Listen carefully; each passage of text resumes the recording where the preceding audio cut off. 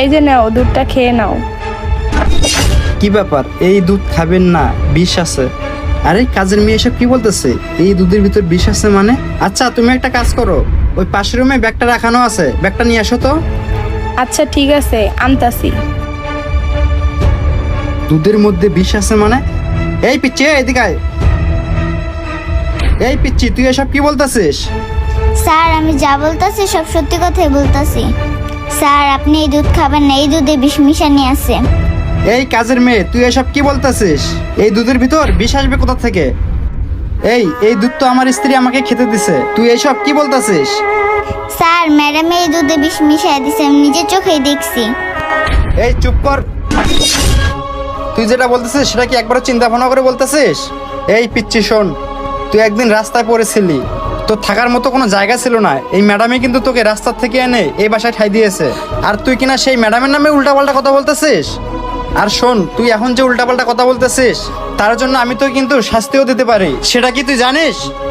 হ্যাঁ স্যার আমি জানি আপনি আমাকে শাস্তি দিতে পারেন, আর আমি এই কথাটা জানি না বুঝিয়ে বলছি। আপনি যদি আমার কথাটা না বিশ্বাস করেন তাহলে শুনেন। আমার আর এভাবে লুকিয়ে লুকিয়ে দেখা করতে একদম আর ভালো লাগতেছে না। তাহলে এখন কি করব বলো? কি করব মানে? তুমি তোমার স্বামীকে আমাদের রাস্তা থেকে সরিয়ে দাও। শোনো, একেবারে ঘুম পাড়িয়ে দাও। আরে রিয়াজ, তুমি এসব কি বলতেছো? ঘুম করার কি দরকার? শোনো রিয়াজ, আমি ওকে ডিভোর্স দিয়ে দিই, তাহলেই তো সব ক্লিয়ার। আরে বোকা, তুমি যদি ওকে ডিভোর্স দিয়ে দাও তাহলে কি তুমি তার সম্পত্তি পাবে? একটুও পাবে না, বরঞ্চ তুমি তার সম্পত্তি থেকে বঞ্চিত হবা। তার চেয়ে বরং তাকে তুমি গুম করে ফেলো, তারপরে তার সমস্ত সম্পত্তি হবে তোমার আর আমার। আমরা সারা জীবন সুখে সংসার করব। হ্যাঁ তুমি ঠিকই বলছো।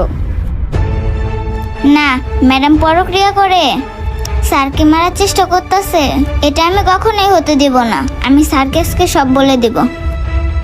শোনো, তুমি একটা কাজ করো, ও যখন ডিউটি করে বাসায় আসবে তখন তুমি ওর দুধের ভিতরে বিষ মিশিয়ে দিও।